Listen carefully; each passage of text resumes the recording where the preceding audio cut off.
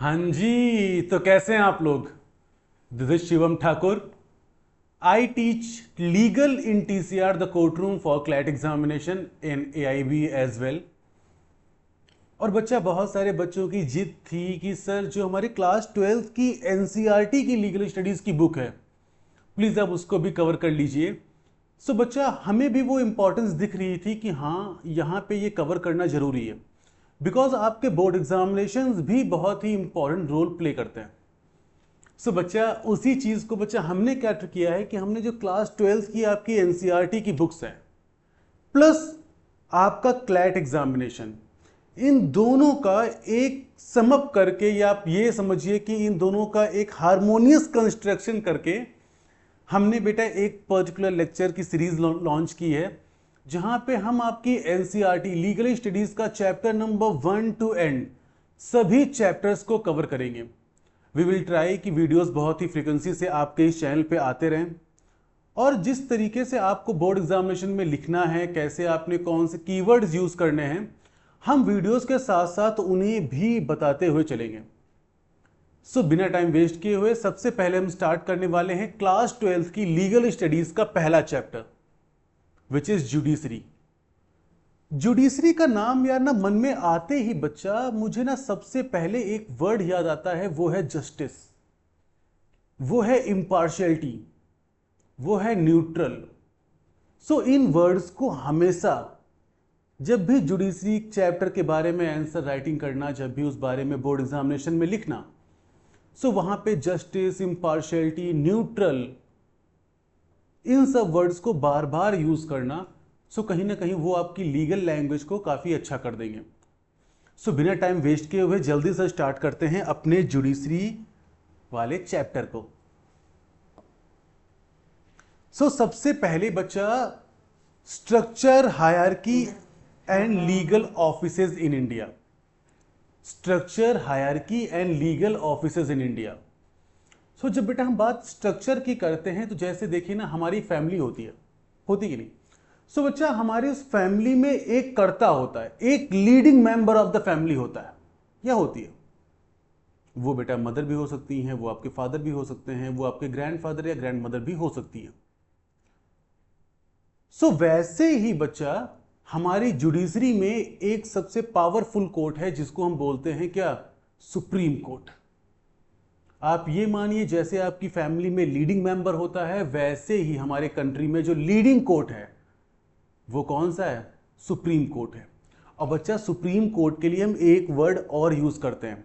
Honourable supreme court के लिए बेटा हम अपेक्स कोर्ट, कौन सा कोर्ट, अपेक्स कोर्ट।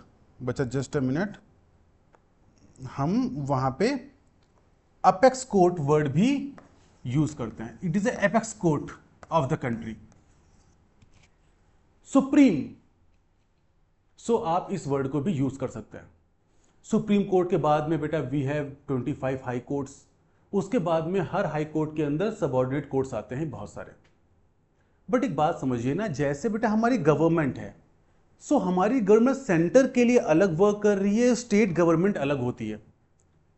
बट बच्चा, हमारे जुडिशरी में ऐसा कुछ भी नहीं है।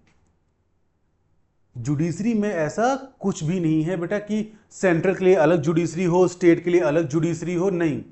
We have a uniformity in the judicial system. जो हमारा जुडिशियल सिस्टम है उसमें क्या है, यूनिफॉर्मिटी है।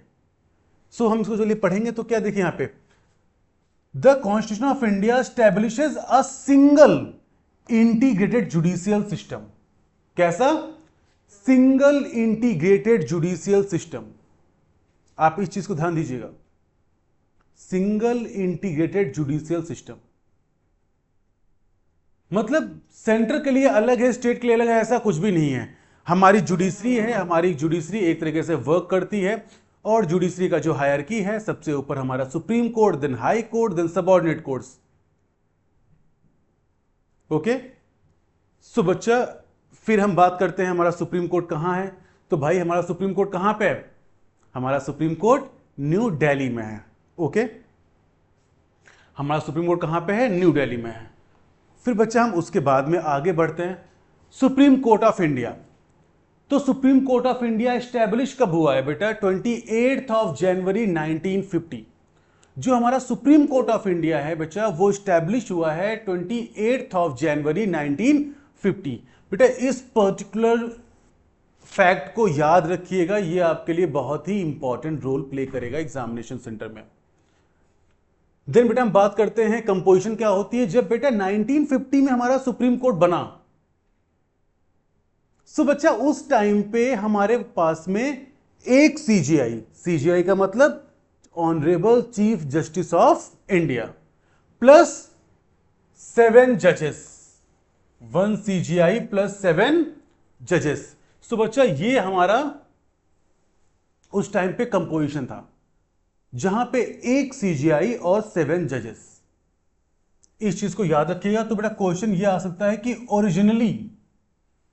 ओरिजिनली हमारे सुप्रीम कोर्ट का कंपोजिशन क्या था।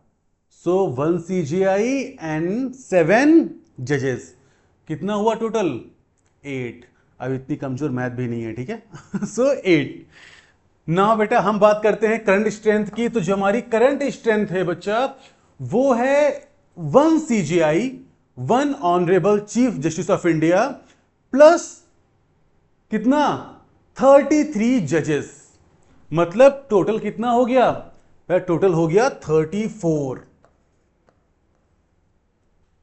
और ये बच्चा आपका अमेंडमेंट 2019 में हुआ था। जो बेटा मैं रीसेंट आपके एक बिल की बात करूं बेटा, सुप्रीम कोर्ट जजेस अमेंडमेंट बिल आया है। सो उस बिल में बेटा जो प्रॉमिस किया गया है, जो वो सामने प्रपोज कर रहे हैं, वो चाह रहे हैं कि जो नंबर ऑफ जजेस हैं उनको 4 और बढ़ा दिया जाए। मतलब बेटा अभी हमने क्या पढ़ा कि भाई एक हमारे ऑनरेबल सीजीआई हैं, हमने पढ़ लिया, प्लस 33 जजेस हैं। तो वो चाह रहे हैं बेटा कि 4 जजेस और बढ़ जाएं, मतलब यहां पे 4। सो बेटा टोटल कितना हो गया? 37 जजेस एंड 1 सीजीआई। बेटा ये मैंने ध्यान रखना, बिल है, एक्ट नहीं बना, अभी प्रपोज किया गया है बिल। क्या किया गया है? प्रपोज किया गया है, टेबल पे लाया गया है। ओके। सो बेटा बट अगर हम एग्जाम में लिखेंगे तो क्या लिखेंगे? अगर बेटा हम लिखते हैं 34 जजेस, तो हम क्या लिखेंगे? 34 जजेस इंक्लूडिंग सीजीआई। अदरवाइज हम क्या लिख सकते हैं? 1 chief justice of India plus 33 जजेस। बात समझ में आई भाई कि नहीं आई? पक्का? चलो भाई आगे फिर बात करते हैं मुद्दे के ऊपर। सो क्या बात कर रहा है कि high courts of India. So बच्चा हमारे इंडिया में 25 हाई कोर्ट्स हैं। हाई कोर्ट क्या करते हैं बच्चा कि एक स्टेट, एक टेरिटोरी जो होती है, जो एक टेरिटरी है, वो उसके सुप्रीम होते हैं। लेट्स टेक एग्जांपल बच्चा, हमारे जो यूपी है, तो यूपी में क्या है? इलाहाबाद हाई कोर्ट है। सो जो यूपी की टेरिटरी है, जो उसमें सुप्रीम कोर्ट है, वो कौन सा है? वो इलाहाबाद हाई कोर्ट है। जो हाईएस्ट कोर्ट है उस टेरिटरी का, वो कौन सा है? इलाहाबाद हाई कोर्ट है। सो वैसे बेटा हमारे इंडिया में 25 हाई कोर्ट्स हैं।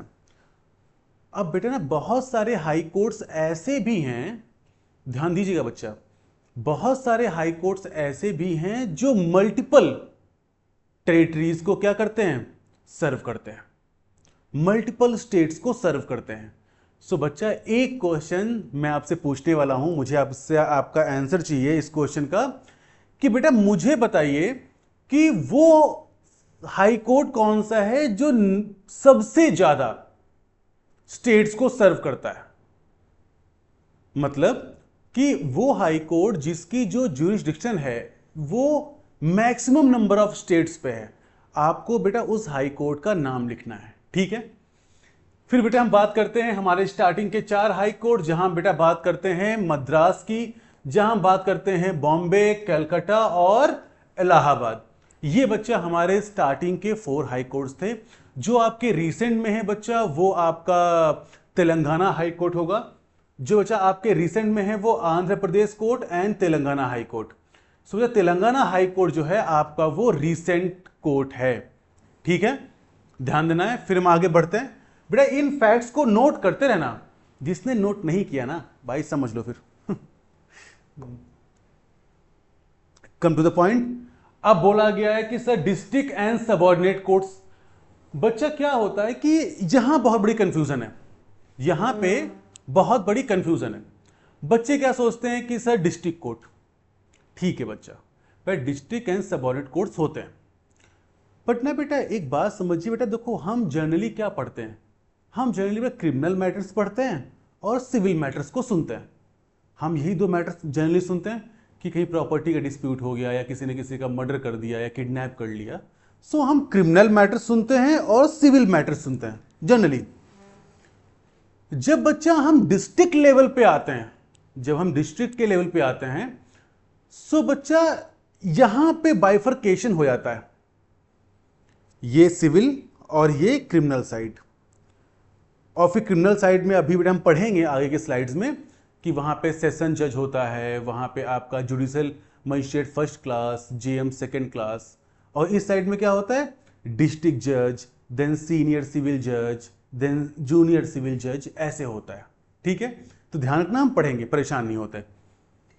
सो बच्चा ये उसी के बारे में बात हो रही है, ठीक है, कि बच्चा जो हमारे डिस्ट्रिक्ट एंड सेशन जज, इस बारे में बात की है इन्होंने। सो बच्चा इसी बारे में बात अभी हम आगे चल के भी हमारी इस बारे में बात होने वाली है, तो आप परेशान बिल्कुल मत होइए, ठीक है।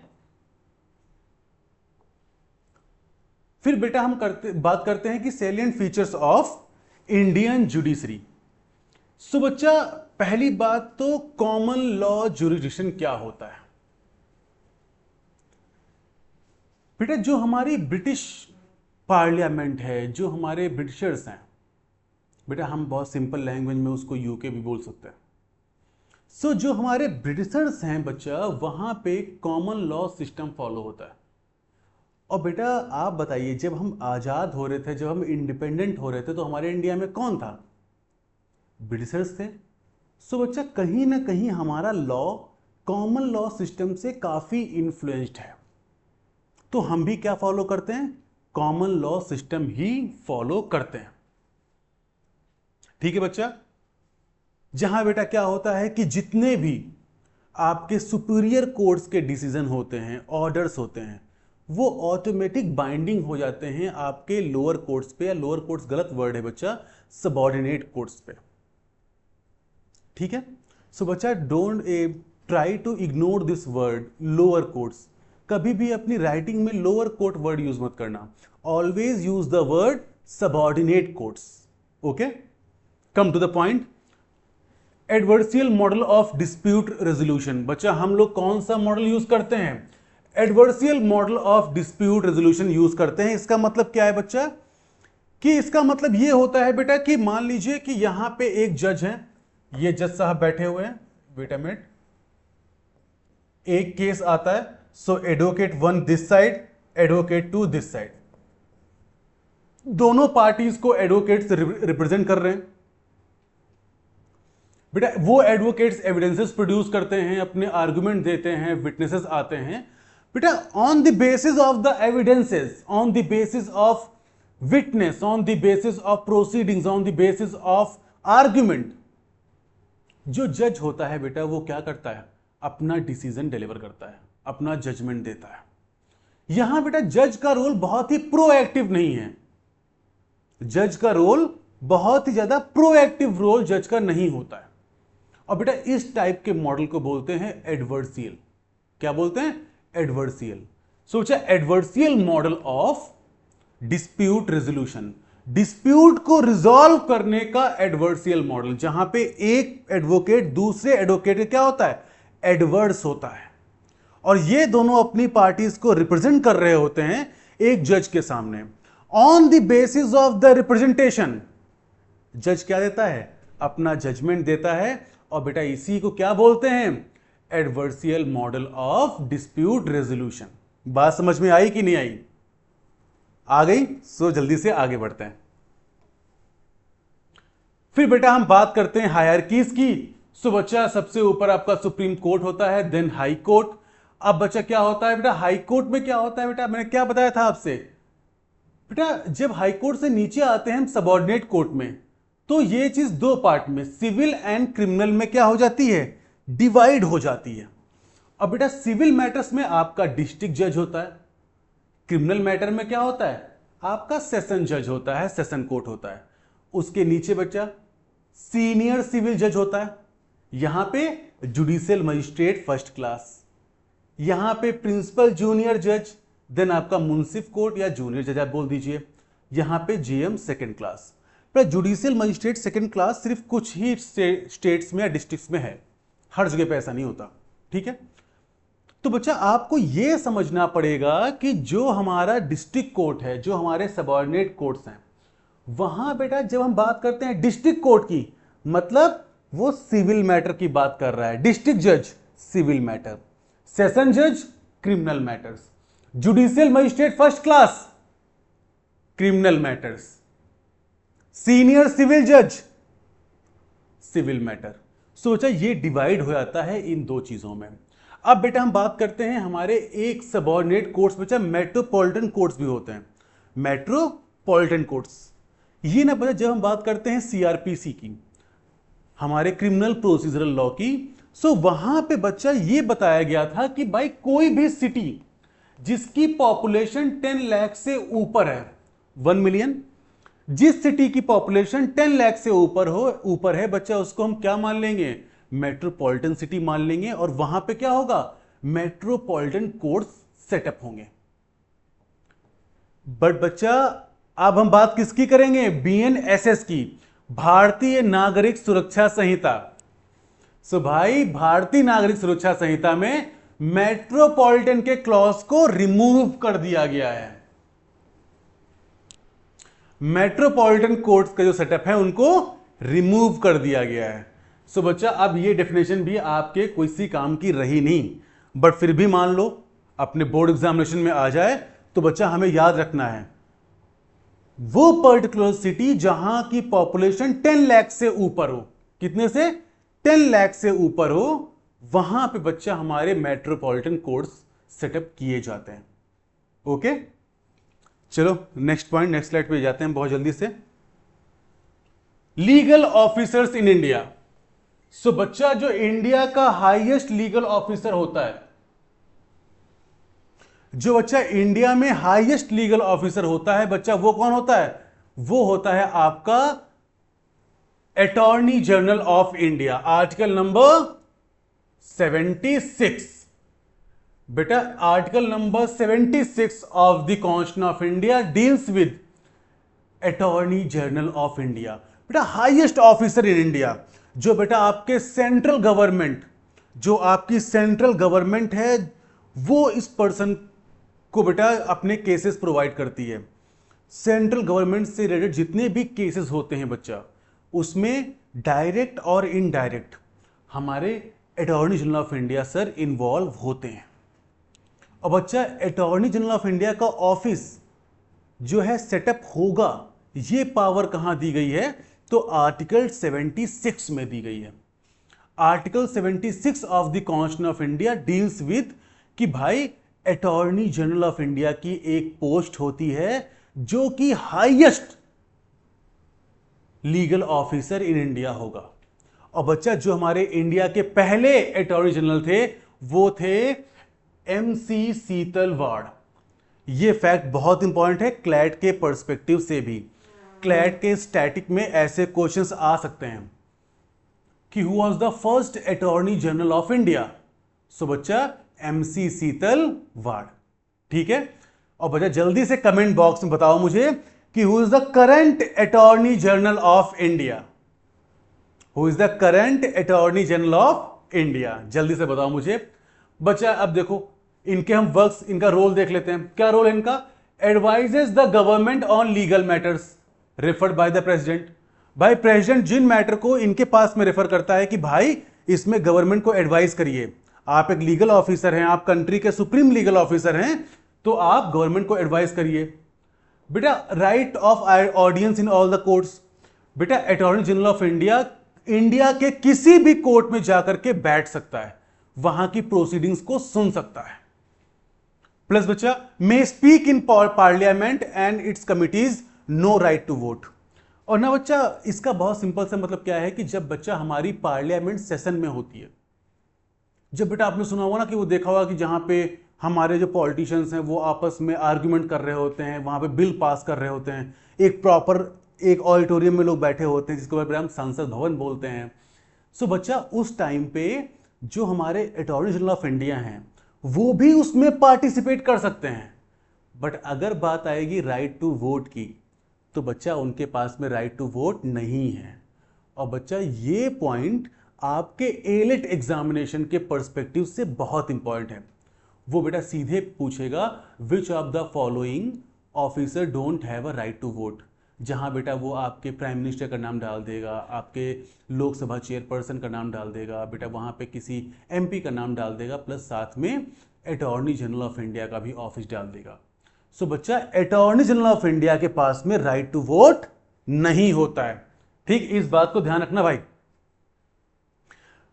जैसे बच्चा हमारे पास में अटॉर्नी जनरल ऑफ इंडिया कहां होता है, सेंट्रल लेवल पे होता है, वैसे ही बेटा स्टेट लेवल पे हमारे पास में क्या होता है, एडवोकेट जनरल होता है। बेटा when I was in my second year of law schools और I think maybe third year of law schools, so बेटा मैंने अपनी एक इंटर्नशिप की थी एडवोकेट जनरल के under of UP, honourable sir और मिस्टर सर राघवेंद्र प्रताप सिंह, उनके अंडर मैंने की थी। सो बच्चा जो आपके एडवोकेट जनरल होते हैं बच्चा, ये बेटा आपके स्टेट में हाईएस्ट ऑफिसर होते हैं। आपके स्टेट में हाईएस्ट लीगल ऑफिसर जो होता है वो कौन होता है, एडवोकेट होता है। और बच्चा जो इनकी पावर दी हुई है, कब एडवोकेट जनरल का ऑफिस सेटअप कैसे होगा, पावर क्या होंगी, वो सब कहां दिया हुआ है बच्चा, आर्टिकल 165। वेरी इंपॉर्टेंट, ध्यान रखना बच्चा, ये आपको तैयार कर रहा है क्लैट के पर्सपेक्टिव से भी। अगर बच्चा क्लैट में लीगल नॉलेज से कोई भी क्वेश्चन आता है, मैं लीगल रीजनिंग की बात नहीं कर रहा, अगर क्लैट में कोई लीगल नॉलेज से क्वेश्चन आता है तो बेटा क्वेश्चन वो यहीं से आएगा, आपकी एनसीईआरटी की लीगल स्टडीज की बुक से ही आएगा। ठीक है, तो ध्यान से पढ़ना है भाई। बेटा जो बात बेटा हमने अटॉर्नी जनरल ऑफ इंडिया के लिए पढ़ी थी सेंटर के लिए, वही सेम चीज आप रेप्लिका कहां पे ले आइए, एडवोकेट जनरल के लिए स्टेट में। ठीक है, तो यहां क्या होगा बच्चा, यहां पे वही सेम चीज सभी जो आपने पढ़ी है बच्चा। ये अपना होल्ड, ये रिप्रेजेंट करता है स्टेट को बिफोर द कोर्ट्स। ठीक है बच्चा, इसको बेटा क्या होता है कि इसका जो ऑफिस है बेटा वो जब तक गवर्नर चाहेंगे तब तक ही होल्ड करेगा, सो एंड सो फोर्थ। बट आप बहुत ही क्लियर वर्ड्स में बच्चा ये समझिए कि जो power attorney general of India हमारे कंट्री में, हमारे सेंटर पे होल्ड करता है, वही same power advocate general state level पे होल्ड करता है। ठीक है, अब बढ़े अगले स्लाइड में। फिर बेटा बात करते हैं constitution, role and impartiality of the Indian judiciary. बेटा इंडियन जुडिशरी की जो एक बहुत खास बात है बेटा, जब आप आर्टिकल 50 पढ़ते हो तो वो बोलता है कि separation of judiciary from executive and legislature. So बच्चा ये उन्हीं की बात करता है। इंडियन जुडिशरी हमेशा एक इम्पार्शियल रहा है, उसमें एक इम्पार्शियलिटी रही है, because judiciary is to provide the justice. Justice is provide to the just and equal remedy to every person. So बच्चा वो कभी भी इम्पार्शियल नहीं हो सकता, और इस चीज पे आप बहुत सारे टर्म्स को यूज कर करके अपने आंसर्स को फ्रेम कर सकते हो। ठीक है, independence of judiciary a constitutional safeguard. So बच्चा article 50 as I told you earlier उसी की बात कर रहा है यहां पे। बेटा इसको लिख भी लेना कि article 50 talks about separation of judiciary from executive and legislature. मतलब बेटा कि जुडिशरी की जो पावर है वो टोटली सेपरेट है हमारे एग्जीक्यूटिव से, हमारे लेजिस्लेचर से। मतलब बेटा कि एग्जीक्यूटिव कभी भी इंटरफेयर नहीं कर सकता जुडिशरी के मैटर में, लेजिस्लेचर कभी भी इंटरफेयर नहीं कर सकता जुडिशरी के मैटर में, लॉ के मैटर में, जुडिशियल सिस्टम के मैटर में। यह होती है जुडिशियल इंडिपेंडेंस। ठीक है, तो भाई वही बात कर रहा है कि it is a watchdog of democracy. भाई हमारे कोर्ट्स क्या हैं, डेमोक्रेसी को ध्यान में रखते हैं, वॉच करते हैं उनको कि किसी भी आदमी का, किसी भी पर्सन का लीगल राइट वॉयलेट ना हो, सभी को इक्वल लीगल राइट मिले। यही तो बात करता है ना बच्चा। So it is a watch dog of democracy, कि डेमोक्रेसी में सभी को इक्वल राइट्स मिले, किसी का राइट वॉयलेट ना हो। और वो काम कौन देखता है, इसको कौन वॉच डॉग कर रहा है, इस पे कौन अपना ध्यान देता है, ये जजमेंट कौन देता है, जुडिशरी देता है। वैसे ही बच्चा हम बात करते हैं गार्डियंस ऑफ द फ्रीडम, जितनी भी हमारी फ्रीडम्स दी गई हैं भाई, कॉन्स्टिट्यूशन ऑफ इंडिया में लॉ में लिख दिया गया कि we have freedom of speech and expression, we have multiple freedoms. Article 14 की बात करिए, 15 की बात करिए, 16, 17, 19, 21, 20, जितनी भी फ्रीडम्स की बात करिए, तो बच्चा ये फ्रीडम्स तो हमें दे दी गई, तो हम क्या करें इनका?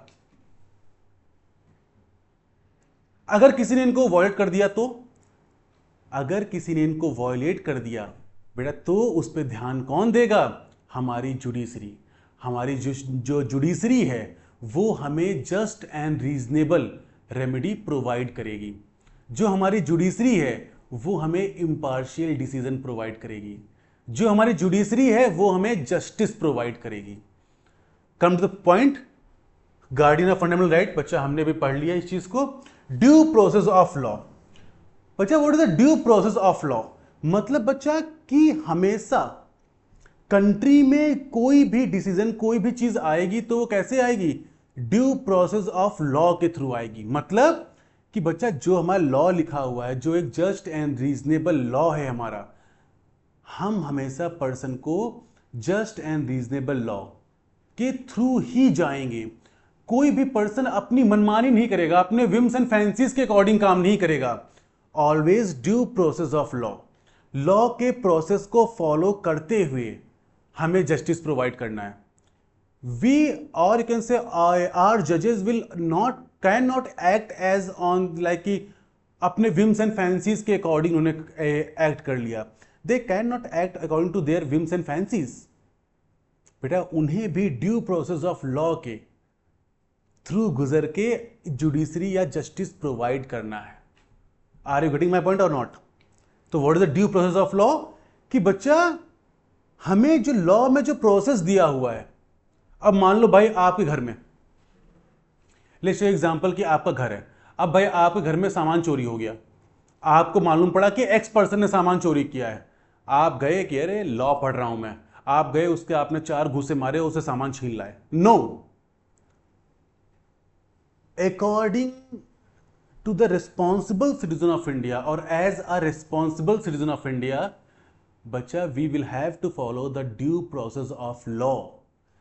जो लॉ ने प्रोसेस दिया है उसे फॉलो करना है। ना हम तो भाई तगड़े हैं भाई, हम जगह घूसे 2 मार के ले आए, तो बच्चा आपने भी तो गलत किया।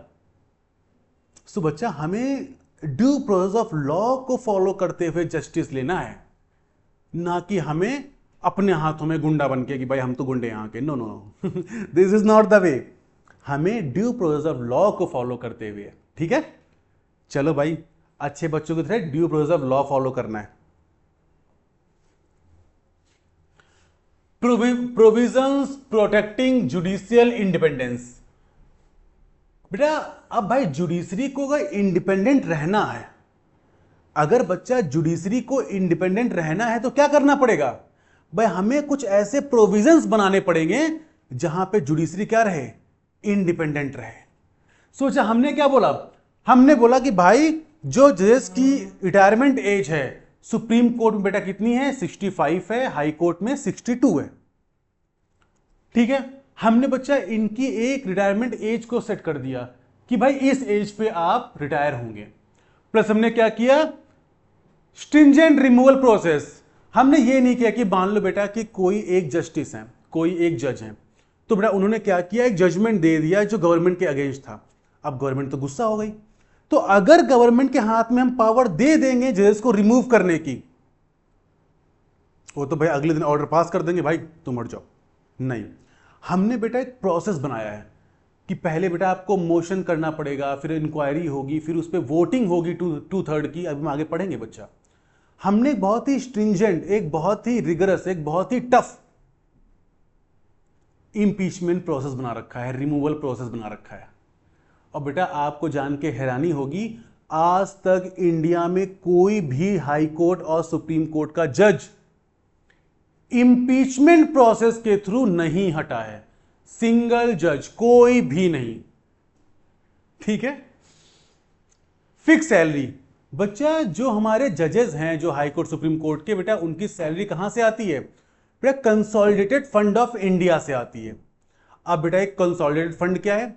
बच्चा ना जैसे बेटा हमारे घर में क्या होता है बच्चा, एक अकाउंट होता है जहां पे जो हमारे फादर अर्न कर रहे हैं, जो हमारी मदर अर्न कर रही हैं, जो जितने भी घर में अर्निंग लोग हैं, वो सब अपना फंड कहाँ डालते हैं? इस बैंक में डालते हैं। वैसे ही बच्चा अब जो भी खर्चा करना होगा कहां से करेंगे? यहां से करेंगे। ज्वाइंट फैमिली के लोग और समझ पा रहे होंगे, जो भी खर्चा होगा इस अकाउंट से होगा। सो वैसे ही बच्चा जो भी गवर्नमेंट अपना एक्सपेंस करती है वो कंसोलिडेटेड फंड ऑफ इंडिया से करती है। और बच्चा जो जजेस की सैलरी मिलती है वो भी क्या है? डिफाइंड है, कि इट इज डिफाइंड कि कहां से मिलेगी? कंसोलिडेटेड फंड ऑफ इंडिया से मिलेगी। ओके।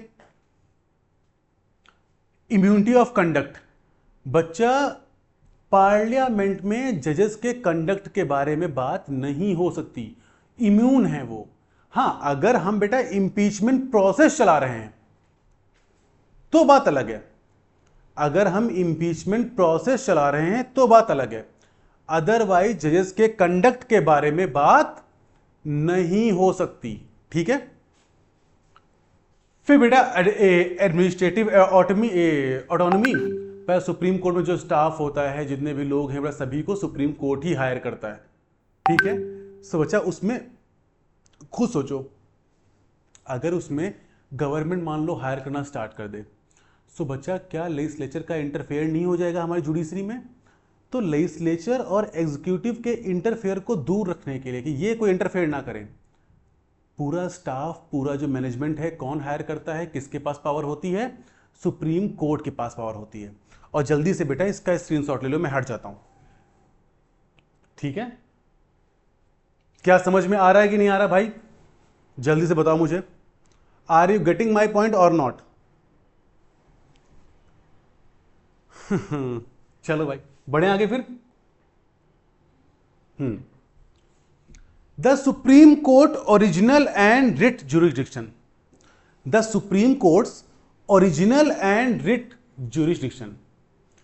भाई सुप्रीम कोर्ट की बच्चा एक ओरिजिनल जुरिस्डिक्शन होती है जो कि आर्टिकल 131 में,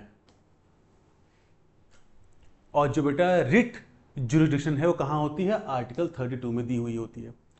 बेटा ओरिजिनल का क्या मतलब होता है? What is the meaning of original jurisdiction of the court?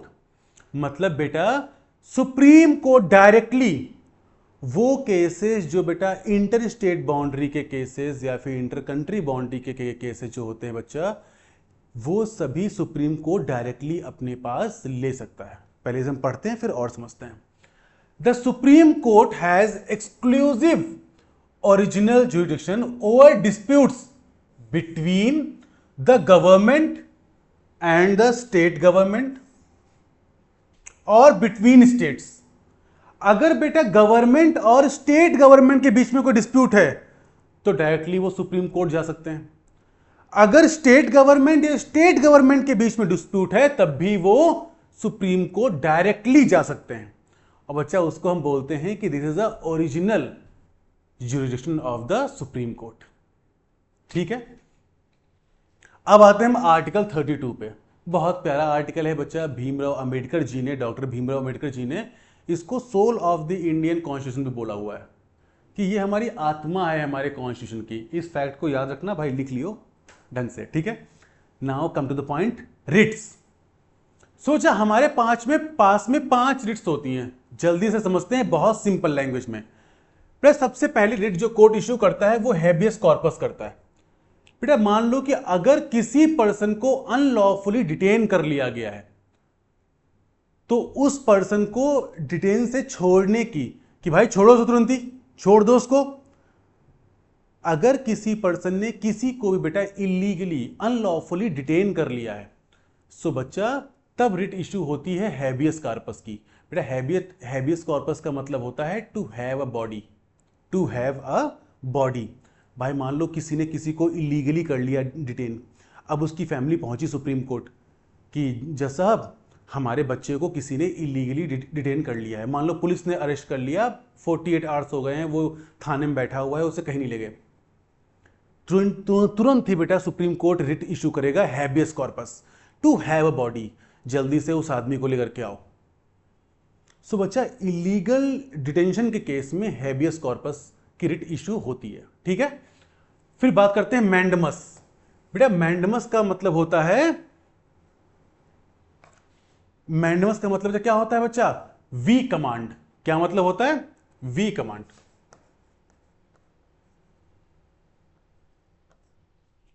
अब बेटा मान लो कि कोई पब्लिक ऑफिसर है, मान लो बच्चा कि आप हो, आप डीएम बन गए।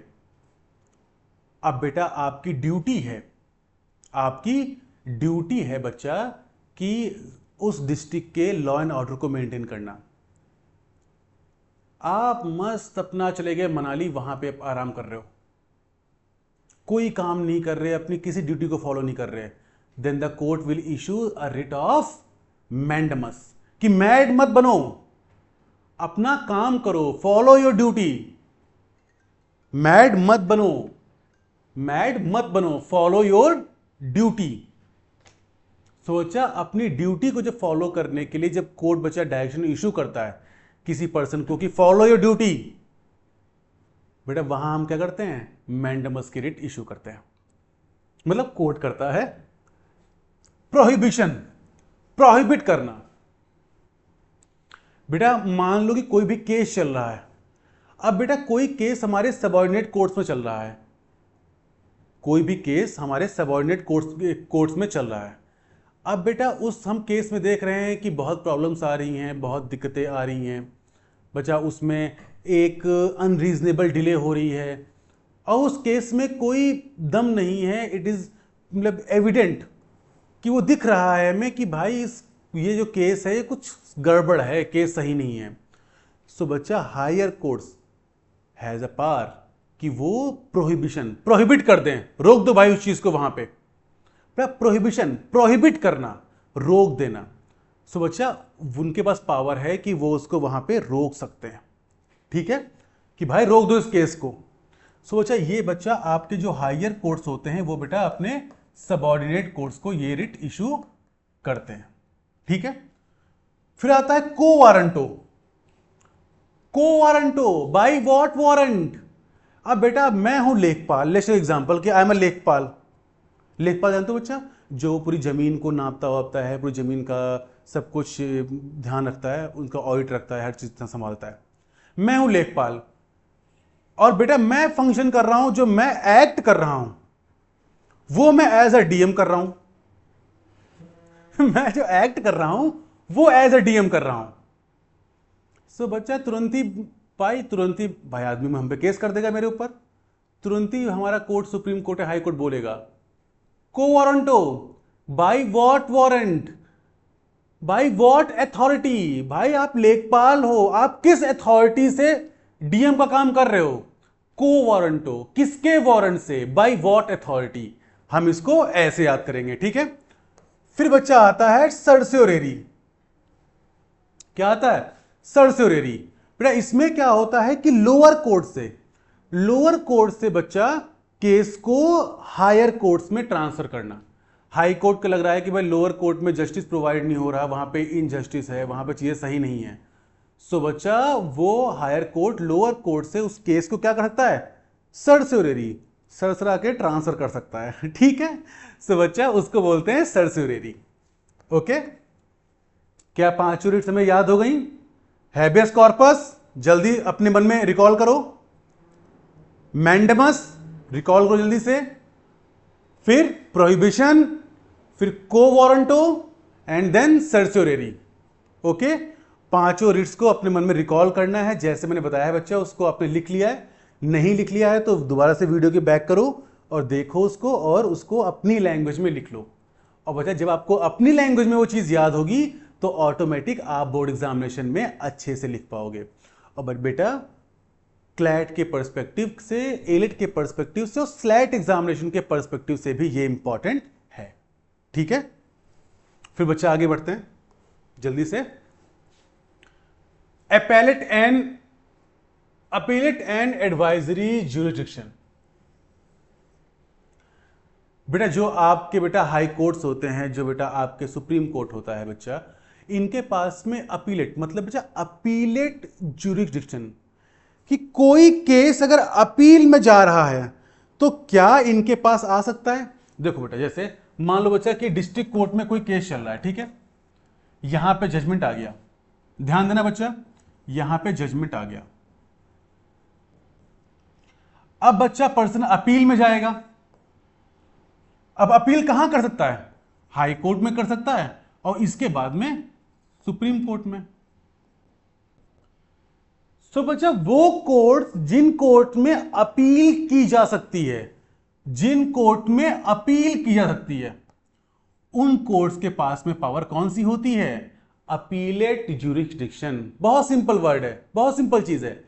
जिन कोर्ट्स में अपील की जा सकती है उनके पास में क्या होता है?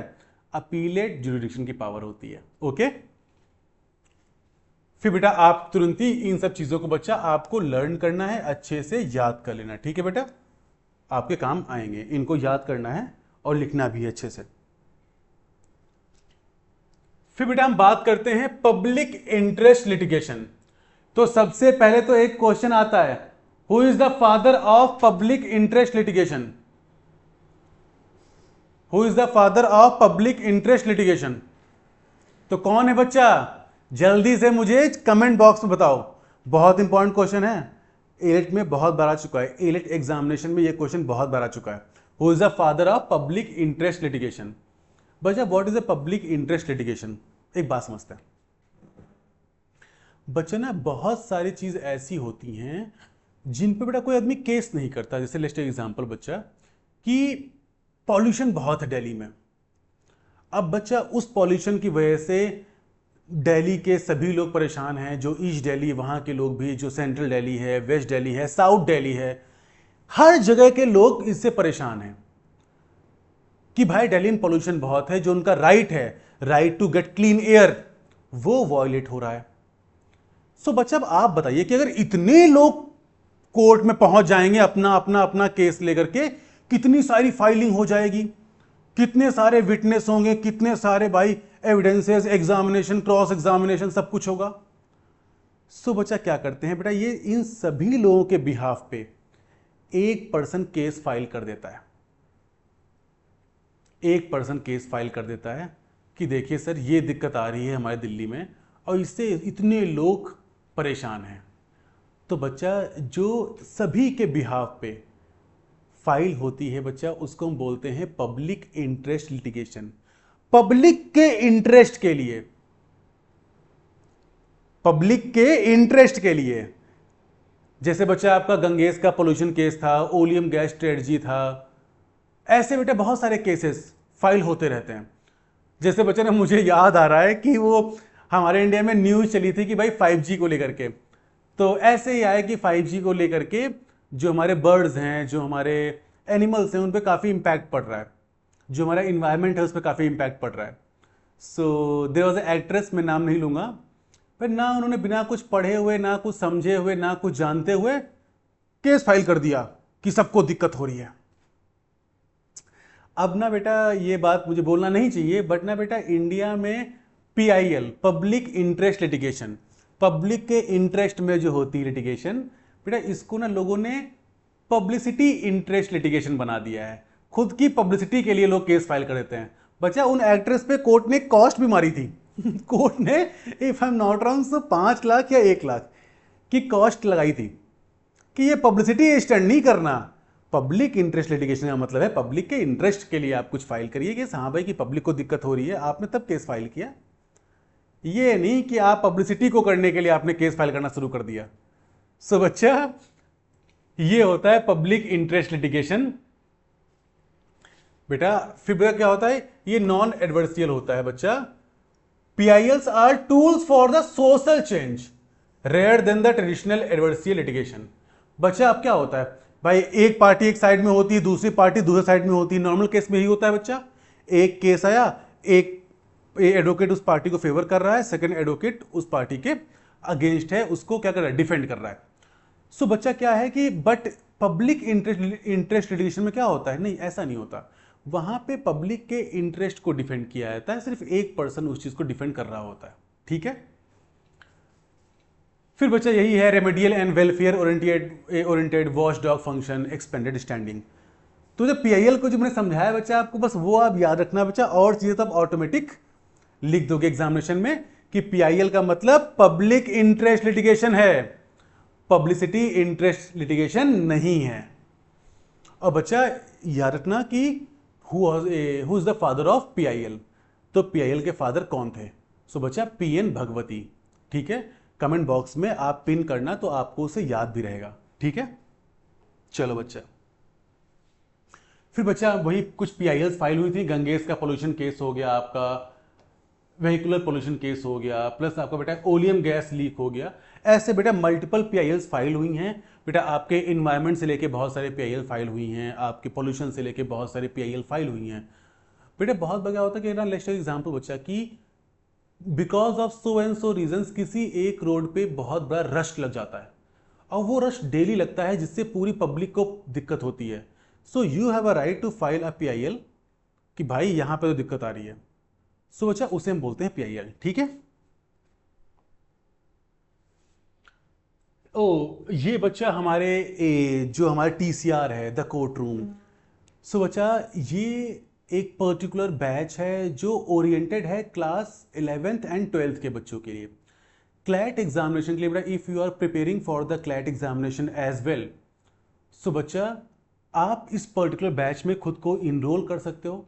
The good part is that कि I teach legal there, and बेटा जितने भी आपके फैकल्टी मेंबर्स होंगे ए टू जेड, आपके क्लैट में 5 सब्जेक्ट्स होते हैं।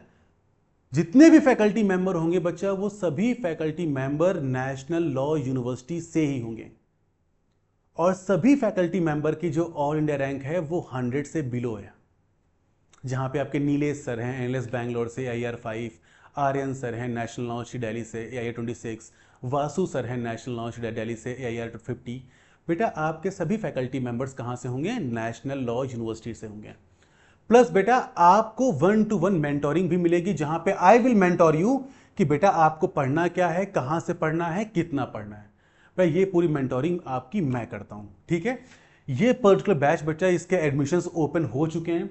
अगर बेटा आपको कोई भी इंक्वायरी चाहिए इस बैच से रिलेटेड, सो बच्चा आप 9220761399 बेटा इस दिए गए नंबर पे बेटा आप कॉल कर सकते हो और बच्चा आप इंक्वायरी ले सकते हो।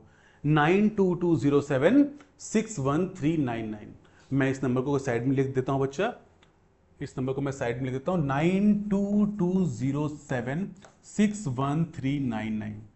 एंड प्लीज जब भी आप यहां पे कांटेक्ट करिएगा इस नंबर पे, कंपनी के नंबर पे, तो उन्हें बताइएगा कि आपने वीडियो में हमारा एक पर्टिकुलर एड इस पर्टिकुलर बैच के बारे में देखा था। सो बच्चा आपको एक स्पेशल डिस्काउंट भी मिलेगा। ठीक है, आप ये जरूर उन्हें बताइएगा कि आप वीडियो देख करके, वीडियो में आपने इस बैच के बारे में देखा, तो आपको क्या मिलेगा? स्पेशल डिस्काउंट मिलेगा। अगर बच्चा आपको मुझसे बात करनी होगी तो आप इस नंबर पे कॉल कर सकते हो और उनसे बोल सकते हो कि आप मेरी बात शिवम सर से करवा दो। ओके, नाउ आगे बढ़ते हैं बच्चा अपने हम चैप्टर की तरफ। Suo motu powers. बच्चा सुओ मोटो का मतलब होता है बाय द कोर्ट इटसेल्फ, खुद से, बाय द कोर्ट इटसेल्फ। अब जैसे ना बच्चा, मैं बहुत ही अच्छा एग्जांपल लेता हूं, ध्यान देते ना बच्चा। ना ईस्ट दिल्ली में हमेशा प्रीत विहार के आसपास देयर इज अ लोकेशन प्रीत विहार। आप लोग बच्चा अपने स्टेट के अकॉर्डिंग कुछ सोच लीजिए, वो प्लेस जहां पे बार बार रश लगता है, वो प्लेस जहां पे बार बार रश लगता है। सो बच्चा क्या हुआ कि अब कोई केस नहीं फाइल कर रहा है, सुप्रीम कोर्ट देख रहा है कि हाँ यहाँ पे बहुत दिक्कतें होती हैं लोगों को, लोगों का जो ट्रैफिक जाम होता है, लोगों के राइट्स वॉयलेट होते हैं। सो बच्चा कोर्ट ने सुओ मोटो कॉग्निजेंस ले ली, खुद से ही वो केस को फाइल कर लेता है। बेटा उसको बोलते हैं suo motu, by the court itself, खुद से। किसी पर्सन ने केस नहीं फाइल किया, कोर्ट ने उसकी कॉग्निजेंस खुद से ले ली, कोर्ट ने उस बात को, उस प्रॉब्लम को संज्ञान में खुद से ले लिया, कॉग्निजेंस खुद से ले ली, उसको बोलते हैं सुओ मोटो। ठीक है, there was a case law बच्चा, जहां हम बात करते हैं Santosh Kumar Singh versus state through CBI, Santosh Kumar Singh versus state through CBI. वहां पे बेटा हाई कोर्ट ने सुओ मोटो कॉग्निजेंस ली थी उस केस में। उस केस को पढ़िएगा, बहुत ही प्यारा केस है बच्चा, क्रिमिनल लॉ का केस है, बहुत ही प्यारा केस है, आप उसको पढ़िएगा, आपको समझ में आएगा। ठीक है, सुओ मोटो एक्शन क्या होता है? Bye its own motion, by the court itself, खुद से, कि किसी पर्सन ने केस नहीं फाइल किया है, कोर्ट ने क्या किया? खुद उस केस को ले लिया है, उस पर कॉग्निजेंस ले ली है। ठीक है बेटा, what is the meaning of cognizance? To take action, to take judicial action. Okay, चलो भाई जल्दी से हम बात करते हैं बेटा, फिर हम बात करते हैं प्रोविजन ऑफ लीगल एड की। तो अब लीगल के बारे में आप जानते हो बच्चा, इस पर हम बहुत देर बात नहीं करेंगे। फिर हम बेटा आगे मूव करते हैं, हम बेटा जाते हैं high court and lower court. बेटा जो हमारे district courts and subordinate courts होते हैं बच्चा, तो ना बेटा जब कोई मुझसे पूछता है कि सर अगर जो जो हमारा केस है वो कहाँ से बनता है, अगर सर हमें रियल एडवोकेसी देखनी है तो हमारा केस बनता कहाँ से है। सो बच्चा आपका जो केस है वो स्टार्ट होता है डिस्ट्रिक्ट लेवल से, वहां से स्टार्ट होता है बच्चा। उस लेवल से बच्चा फिर हो जाता है ऊपर। आप जितनी फाइल्स हैं, जो एविडेंसेस हैं, सब कुछ क्या होता है बेटा, डिस्ट्रिक्ट लेवल से केस स्टार्ट होता है। फिर बेटा आप हाई कोर्ट उसको उस केस को ले सकता है बच्चा, या ट्रांसफर कर सकता है, या बच्चा उस केस में वो अपील में वहां पे आ सकता है। So and so forth, this is the whole scenario. ठीक है। The Indian judiciary comprises the supreme court, high court, subordinate courts and tribunals. Each tier has a distinct role in the administrative justice. ठीक है बच्चा। सो बेटा वही बात है कि बच्चा सबसे पहले बच्चा केस यहां पे बन गया। अब बेटा केस यहां पे बना, अब बेटा यहां पे केस का जजमेंट आया। अब बेटा उसके बाद में क्या होगा, हाई कोर्ट में मूव करेंगे अपील के लिए। अगर यहां भी प्रॉब्लम हुई तो हम सुप्रीम कोर्ट मूव करेंगे। भैया कुछ ट्राइब्यूनल्स होते हैं, इन बारे में बात करेंगे अभी हम, तो उसके बारे में सीख लेंगे। ठीक बच्चा। सो बच्चा हमारे डिस्ट्रिक्ट कोर्ट से केस कहां मूव होता है, हाई कोर्ट में, देन सुप्रीम कोर्ट में। ओके चलो भाई आगे बढ़ते हैं। What is the court of record. बच्चा कोर्ट ऑफ रिकॉर्ड क्या होता है बच्चा, कोर्ट ऑफ रिकॉर्ड बच्चा आप ये समझिए कि सुप्रीम कोर्ट के पास में बेटा जो होता है, सुप्रीम कोर्ट जो जजमेंट्स देता है बच्चा, हाई कोर्ट जो जजमेंट देता है। पहली बात तो कोर्ट ऑफ रिकॉर्ड जो बच्चा होता है, हम बोलते हैं हाई कोर्ट को एंड सुप्रीम कोर्ट को। ठीक है बेटा। कोर्ट ऑफ रिकॉर्ड का मतलब होता है कि जो ये कोर्ट्स हैं, जो इनके जजमेंट हैं, वो बाइंडिंग होंगे on all the subordinate courts, upon the all subordinate courts. अब देखो सुप्रीम कोर्ट के सबऑर्डिनेट में कौन आता है, high court and district courts. So supreme court का judgement will bind upon high court as well and the subordinate court as well. वहीं बच्चा हाई कोर्ट के सबऑर्डिनेट में क्या आता है, सबऑर्डिनेट कोर्ट्स, आपके डिस्ट्रिक्ट कोर्ट हो गया, सेशन कोर्ट हो गया। तो हाई कोर्ट का जजमेंट उस पर्टिकुलर स्टेट के, देखो बच्चा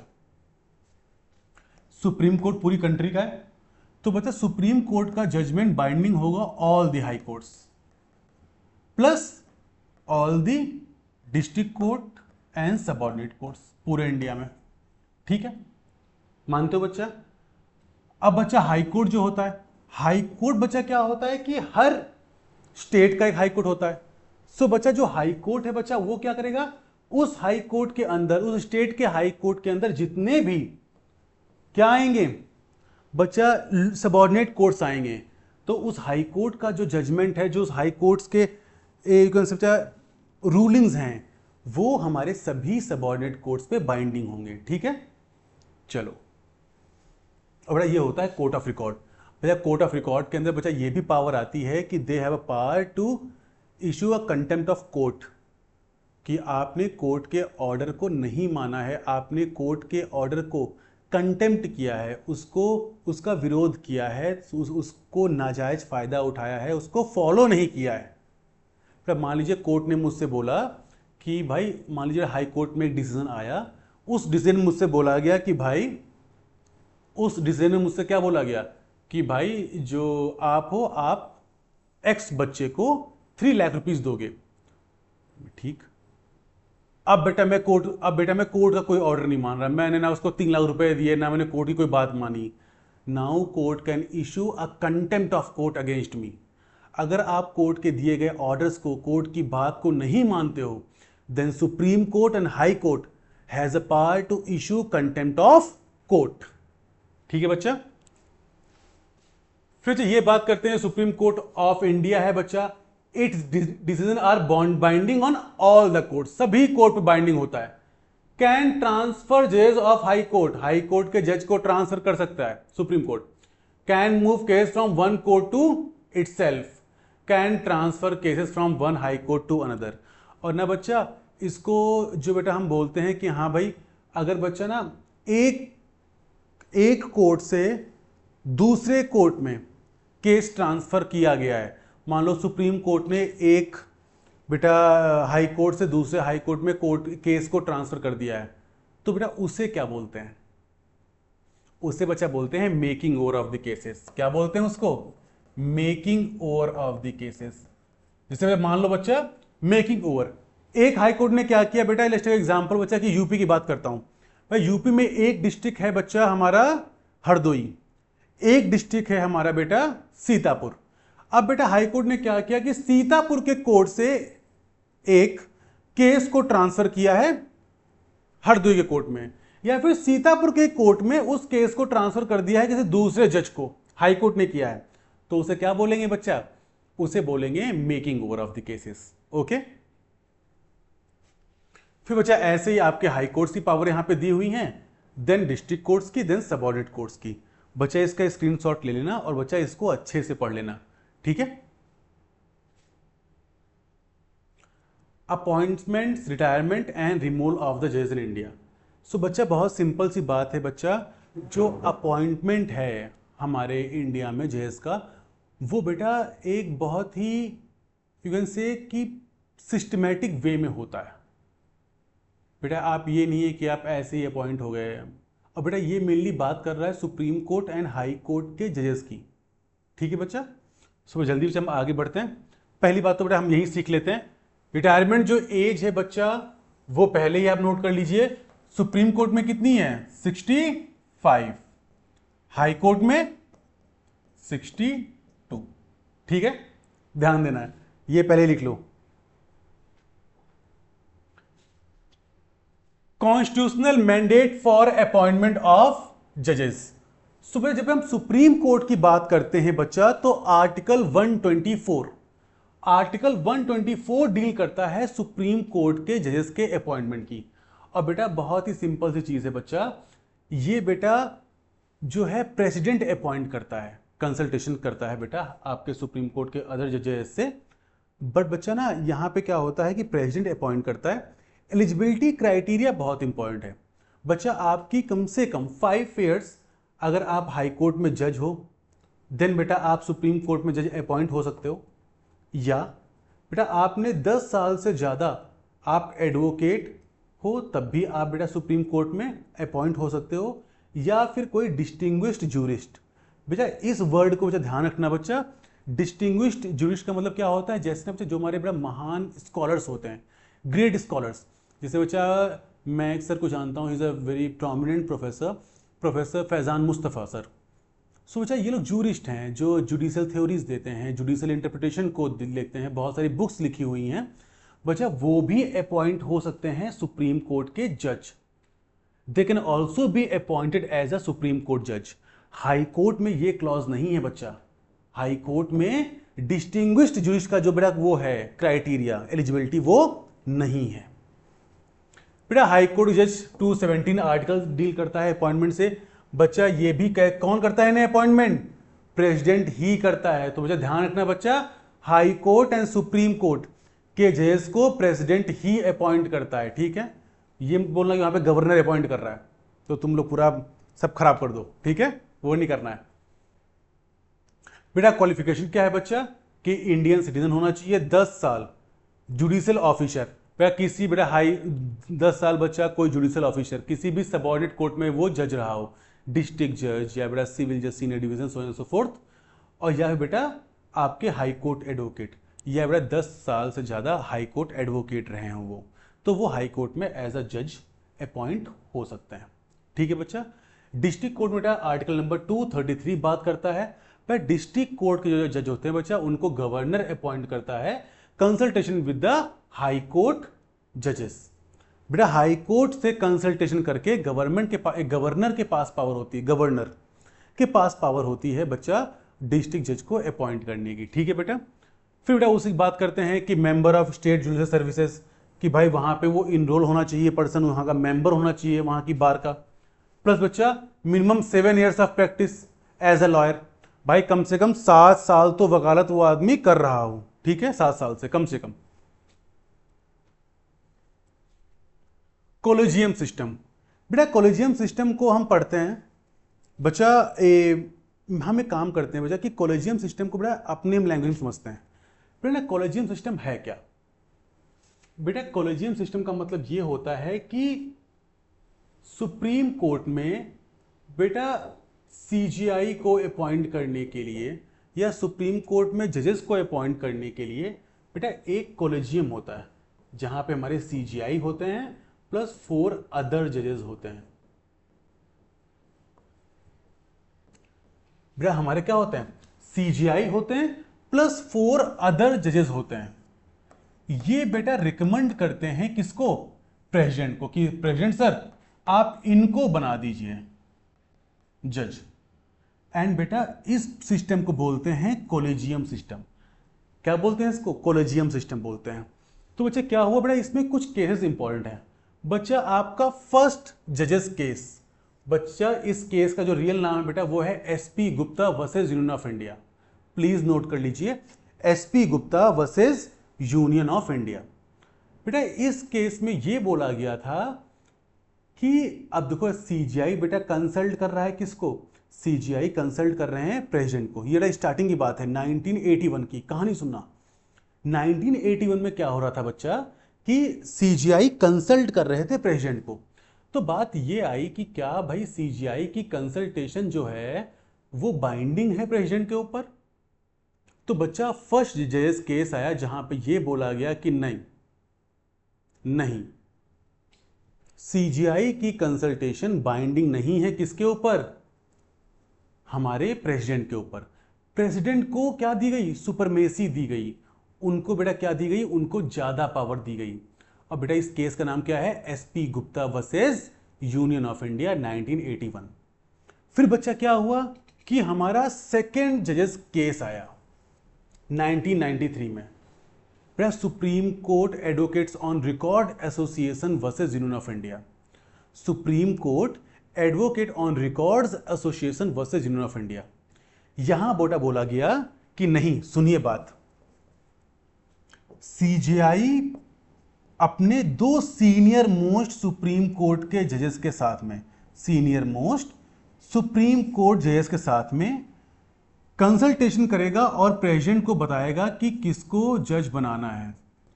एंड प्रेसिडेंट को इनकी कंसल्टेशन माननी पड़ेगी, वो प्रेसिडेंट के ऊपर क्या होगी, बाइंडिंग होगी।